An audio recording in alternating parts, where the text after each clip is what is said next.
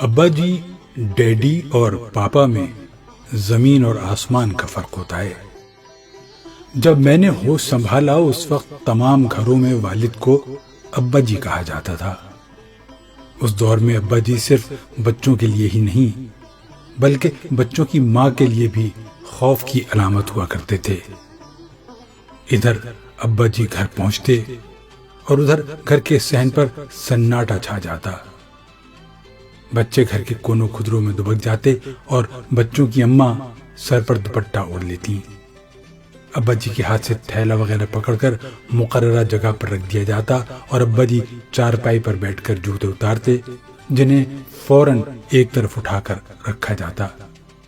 پھر ابا جی کوئی بھی حکم جاری کرتے تو فوراً اس کی تعمیل ہوتی۔ پھر ابا جی کو کھانا پیش کیا جاتا اور امی جان انہیں قریب بیٹھ کر کھانا کھلاتی، پنکھا جلتی اور سب بہن بھائی بھاگ بھاگ کر انہیں کبھی نمک اور کبھی چٹنی مہیا کیا کرتے تھے۔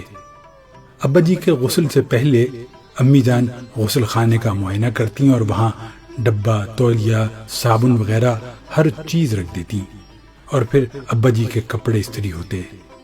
ابا جی جب دفتر جاتے تو امی ان کو دروازے تک رخصت کرنے جاتی اور ابا جی کے روانہ ہوتے ہی گھر میں چائے خاموشی کے بند ٹوٹتے اور بچوں کی شرارتیں اور امی جان کی دھمکیاں شروع ہو جاتی کہ شام کو تمہارے ابا آئیں گے تو تمہاری شکایت لگاؤں گی۔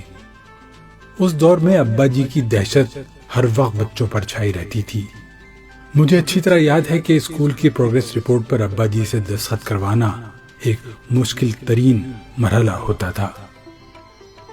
پھر زمانہ بدلا تو بچے ابا جی کو ڈیڈی اور ماں جی کو ممی کہنے لگے۔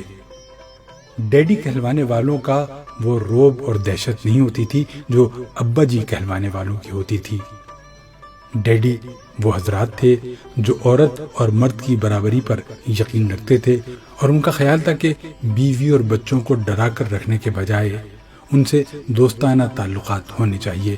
چنانچہ ڈیڈی حضرات حکم آخر جاری کرنے کے بجائے مشاورت پر یقین رکھتے تھے اور گھروں میں ان کا طرز عمل ابا صاحبان سے کافی بہتر ہوتا تھا، جو مخاطب کی پوری بات سنے بغیر ہی جوتا اتار لیا کرتے تھے۔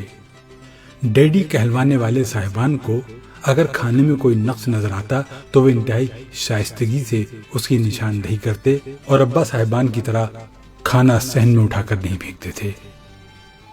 ڈیڈی کہلوانے والے بچوں کے سوالات کے جوابات انتہائی پیار و محبت سے دیتے اور بیوی کی طرف سے اٹھائے گئے سوالات و مطالبات کے جواب بھی خندہ پیشانی اور دل بری سے دیتے اور گھروں میں توازن کی فضا برقرار رکھتے تھے۔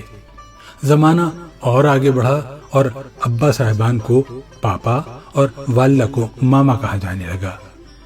یہاں سے گھروں میں ایک بڑی تبدیلی آنی شروع ہوئی اور گھر میں حکمرانی کا تاج پاپا کے بجائے ماما کے سر پر سجایا جانے لگا اور پاپا کی حیثیت گھر میں ایک عام شہری جیسی ہو گئی۔ پاپا صاحبان جب دفتر سے گھر واپس آتے ہیں تو ان کی طرف کوئی متوجہ نہیں ہوتا۔ ماما ٹی وی دیکھتی رہتی ہیں اور بچے موبائل فون پر مصروف رہتے ہیں۔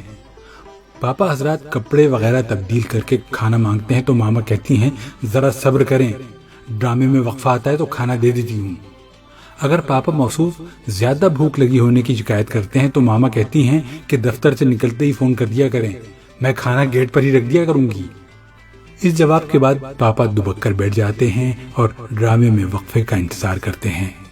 خدا خدا کر کے ڈرامے میں کمرشل بریک آتا ہے تو ماما بھاگ کر کچن میں جاتی ہیں اور کھانا لا کر شوہر کے سامنے یوں رکھتی ہیں جیسے وہ پیش نہ کیا جا رہا ہو بلکہ اسے ڈالا جا رہا ہو، اور شوہر کے ہاتھ سے ٹی وی کا ریموٹ جسے شوہر نے بیوی کی غیر موجودگی میں اٹھا لیا ہوتا ہے واپس جھپٹ لیتی ہیں اور بولتی ہیں ابھی تو بڑا بھوک بھوک کا شور مچایا ہوا تھا اور اب خبریں سننے کی پڑ گئی ہے، چپ کر کے کھانا کھاؤ۔